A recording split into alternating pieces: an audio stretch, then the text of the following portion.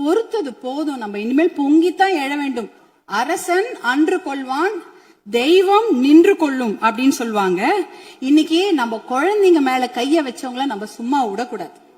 நம் பெண்கள் மேல் கை வைத்தவர்கள் சும்மா விடவே கூடாது. இதுக்கு மேல நம்ம பொறுமையா இருக்கிறதுல அர்த்தமே கிடையாது.